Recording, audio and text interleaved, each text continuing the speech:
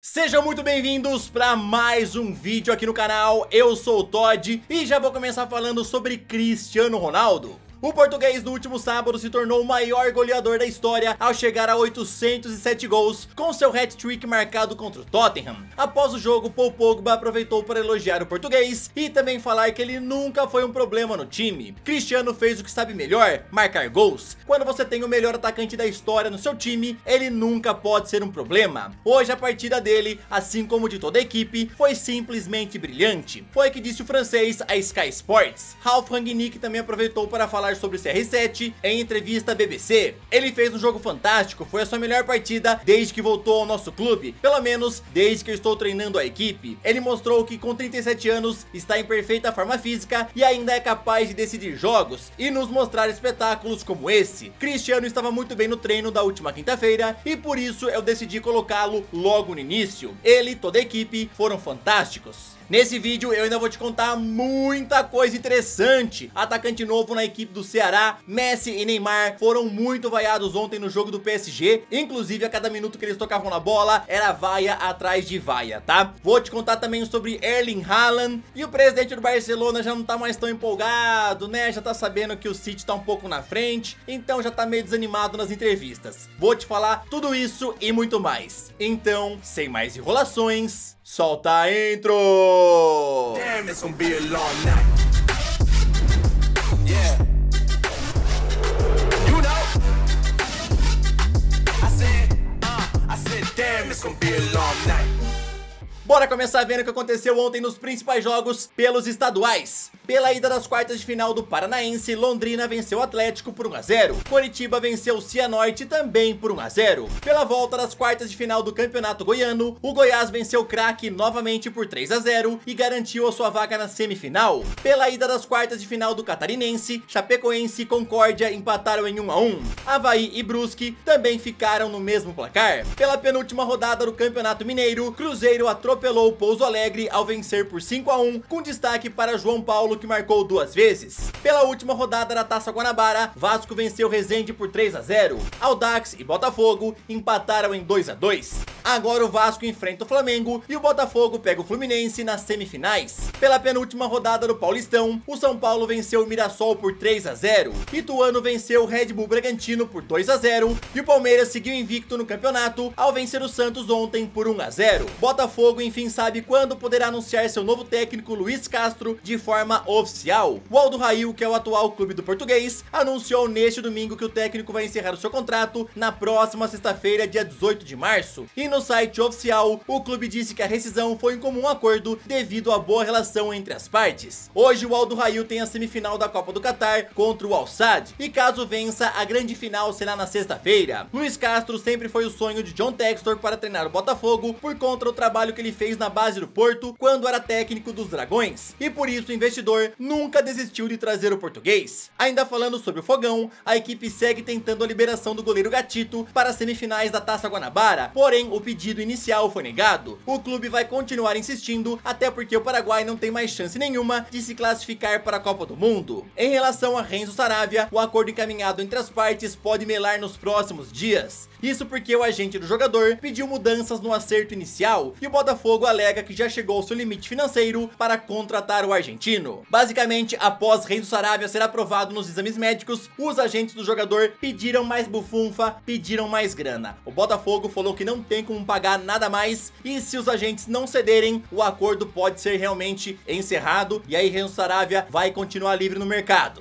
O Ceará anunciou a contratação do atacante Matheus Peixoto, que vira seu 11º reforço para a temporada e vem para ser o camisa 9 que a torcida tanto pede. O jogador, que pertence ao Metalist Kharkiv da Ucrânia, tinha sido liberado por conta do conflito com a Rússia e agora ele assinou um contrato de empréstimo com Vozão até o final do ano. Matheus Peixoto, ano passado, era o artilheiro do Brasileirão quando deixou o Juventude após a 12ª rodada do campeonato, onde já tinha marcado 7 gols. E agora ele estava sendo especulado em vários clubes do Brasil, onde foi oferecido até para o Palmeiras. No time ucraniano, ele mostrou que continua com sua fase goleadora, onde em 19 jogos nessa atual temporada, marcou 15 gols, e era o atual artilheiro da segunda divisão. Pra mim, o Ceará acertou em cheio na contratação do Matheus Peixoto. Aqui no Brasil, ele tava jogando muito, lá na Ucrânia, continuou jogando bem pelo Metalist Kharkiv, e com certeza chega como um bom nome pra ser o novo 9 lá do Ceará.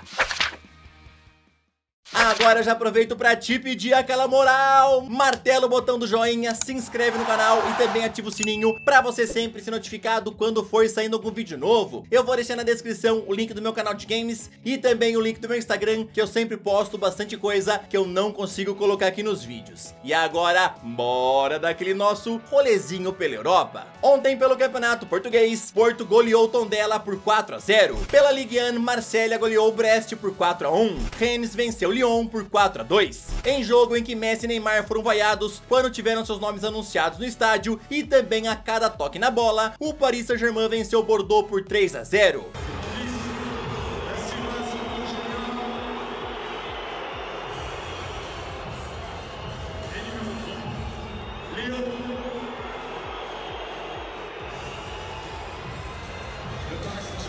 Mbappé abriu o placar para os donos da casa, Hakimi passou para Neymar fazer o segundo, e depois Leandro Paredes, com esse belo gol, completou a vitória. Pela Bundesliga, a Colônia venceu Leverkusen por 1-0. Florian Wirtz rompeu os ligamentos nesse jogo e agora fica fora dos gramados de 6 a 8 meses. A seleção alemã espera que ele se recupere a tempo da Copa do Mundo. Borussia venceu Arminia Bielefeld por 1-0. Erling Haaland, que não jogava desde o dia 22 de janeiro, voltou aos gramados aos 63 minutos. Leipzig atropelou o Greuther Fürth por 6-1. Pelo campeonato italiano, Napoli venceu o Hellas Verona por 2-1. Atalanta e Genoa empataram sem gols. Roma, com gol de pênalti marcado por Pellegrini, empatou em 1-1 com a Udinese. Com gol de Alexis Sanches aos 93 minutos, Inter de Milão ficou no 1-1 com a Torino. Pela La Liga, Sevilha e Rayo Vallecano empataram em 1-1.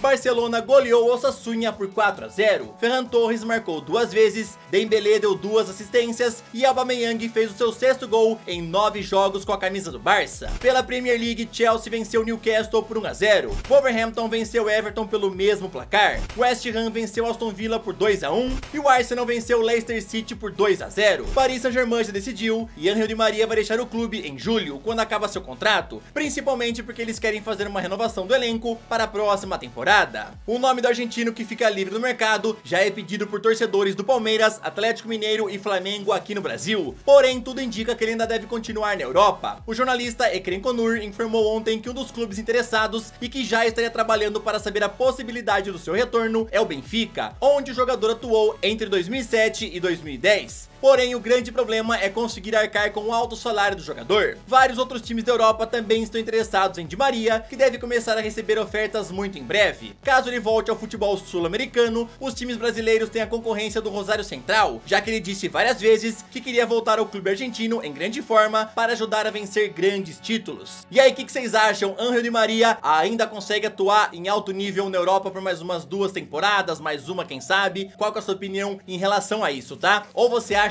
que já tá na hora de ele voltar para o futebol sul-americano? Lembrando que ele falou que queria voltar para o Rosário Central em grande forma, tá? Ele não quer chegar no fim da carreira cansadão e tudo mais. Ele quer chegar em grande forma justamente para ajudar o Rosário a vencer grandes títulos. Eu quero saber a sua opinião em relação a isso. Comenta aí. Depois da imprensa noticiar que Haaland estaria mais próximo do Manchester City, onde inclusive o clube teria chegado num acordo verbal com ele, agora o Barcelona já se mostra mais contido nas entrevistas em relação ao atacante. Nesse final de semana, Juan Laporta foi questionado sobre o jogador e ele respondeu assim: queremos trazer reforços, mas existem algumas operações que são muito difíceis. Entendo que há muita gente esperançosa, mas nem que tivéssemos a melhor situação financeira, existem operações que não faríamos pelo bem do clube. Melhoramos a nossa situação, mas temos que terminar de revertê-la. Temos que ter critério e racionalidade. Não faremos operações que possam colocar em risco a instituição. Inclusive, diante dessa notícia do acordo com o City, no sábado eu contei pra vocês que o Barcelona já tem jogadores como plano B, e eles seriam Lukaku, Timo Werner, Patrick Schick e Rafael Leão. Basicamente, o Laporta tá vendo que o Haaland vai custar muito caro e também que ele tá ficando mais perto do City,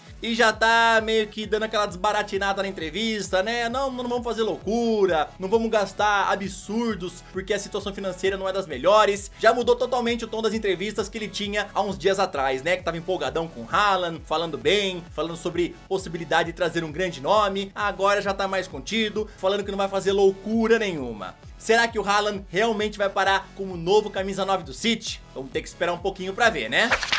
Bom, galera, essa foi mais uma edição do Todd News. Eu espero que vocês tenham gostado. Não se esqueçam de comentar sobre tudo. Bora bater um papo, bora ter uma discussão sadia. Tamo junto, valeu, até o próximo vídeo. Falou!